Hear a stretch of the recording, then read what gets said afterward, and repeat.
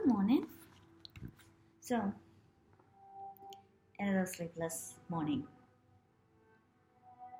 I have been listening to some YouTube videos. Well, what else I'm going to do, right? Let's just get my geekiness out there. Right now, I love cello music. The cello, the one that looks like big violin. I love how it sounds. And Two Cellos is one of my favorite bands ever. I'm listening to Lord of the Rings soundtrack played in cello. And human mind is fascinating. I started thinking about Lord of the Rings. I can pretty much mouth the dialogue along with all the three movies. The first time I saw Lord of the Rings, sorry mom and dad, we mass bunked our engineering class, and the entire class, except maybe three or four of the students, went to the theater. This is my, I think this is my first or the only class bunking in my life. Again, sorry, mom and dad. And I saw it with my best friend at that time. It was amazing. This is the first time I'm hearing about the book itself, The Lord of the Rings. Then I found the book and I read the books. As the movies came out, I couldn't wait for the next one. The books and the movies are a bit different. Of course, I'm a writer, so I love the books. But I also love the way the director has captured the essence of human emotions and feelings and the day-to-day life in it. When I am watching a movie, I watch a little bit more than a movie. I don't know. I have seen people say that before, heard this before. So, pardon me, I'm reducing the volume a little bit so that you guys can hear my voice instead of the beautiful music. So I started thinking about Lord of the Rings. For the last 20 years, there are Saturdays when I feel lost, which is often. I watch all Lord of three movies back to back to back. Sometimes I might have company, a close friend, a partner. But the whole point is we watch Lord of the Rings, all three movies in one sitting.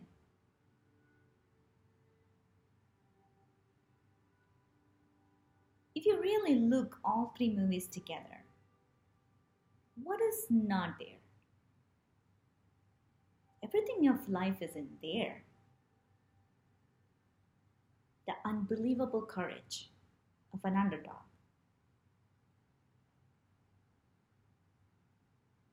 The love that stands the test of time. An outlaw king who comes back and fights his own demons. You know what I thought next today? The book A Hero's Journey by Joseph Campbell. Yes, A Hero's Journey has become the archetype of writing a script, a story, a movie. I have wrote about it before. It should be and talked about it before, so I don't want to go into it. But Lord of the Rings, it brings people from different, let's say, cultures, because I'm lack of my words, or I want to use a simple word, or I want to relate to the real world. And now how they come together for a common cause.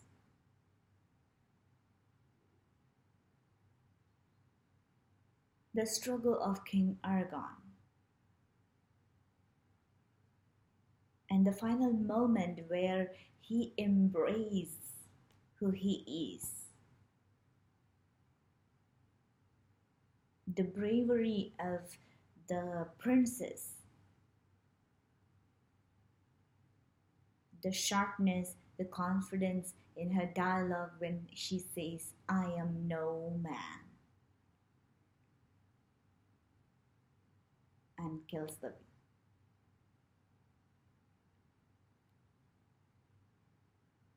The darkness of that resides inside Gandalf the Grey,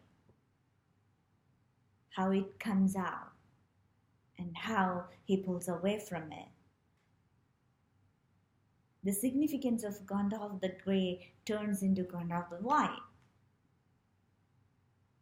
If you haven't observed, watch it.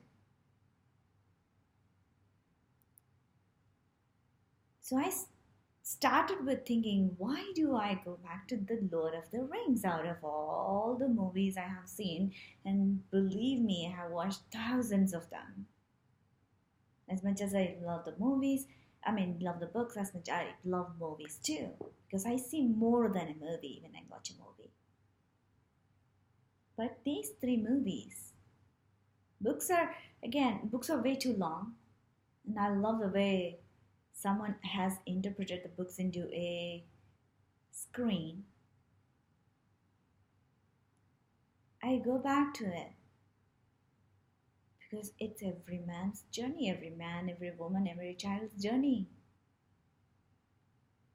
We can identify, at least I can identify with, based on my situation, one or more of the characters in that movie. So it is, for me, it's a personal pep talk. Lord of the Rings.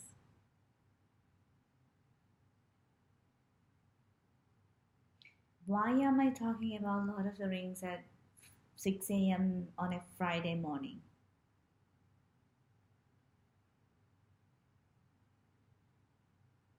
Anchors of life.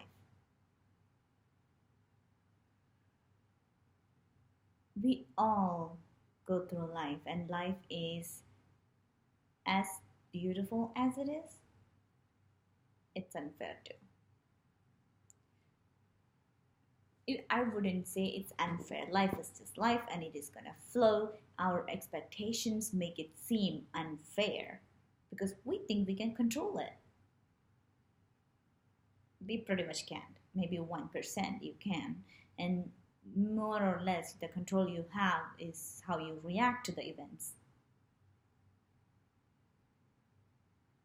Anchors. I sometimes write words on my palm, here. I call them anchor words.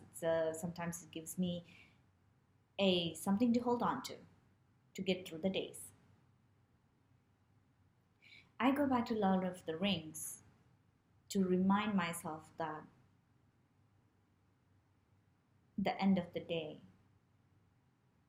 the hardships, the obstacles, the hurdles, the love, the anchor, the emotions, the feelings, all of that is worth it. You may die, but you may die a good death. That's also important.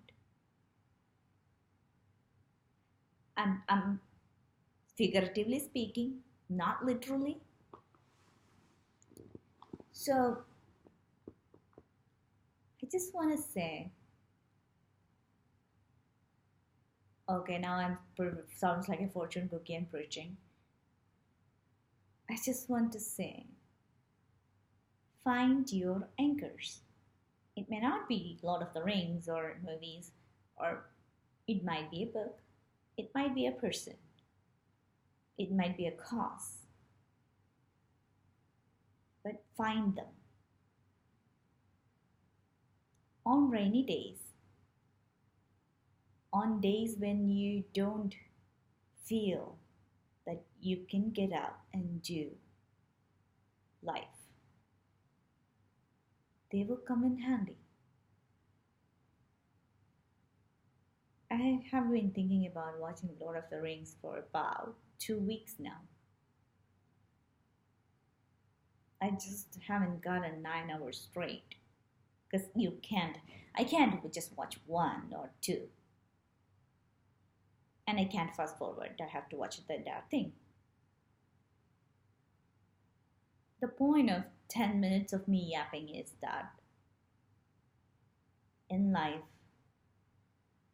we all need support, and we expect from our peers, our friends, family, parents. But as you get older, find something that is not dependent on someone else. That's why I call them anchors. For me, that movie does it. Your social support is still at top of everything. But as human beings, we all know that we don't tell everyone everything. We are not even honest to ourselves most of the time. You need a backup plan. Always have a backup plan. So, find your anchor or anchors. That's it for today. Gotta get ready and do the live today. I love you all, and I know this is after a while I'm making 2 videos straight. Um, I really appreciate you guys, whoever watches. I hope you have a wonderful day or a wonderful night. Till next time, bye.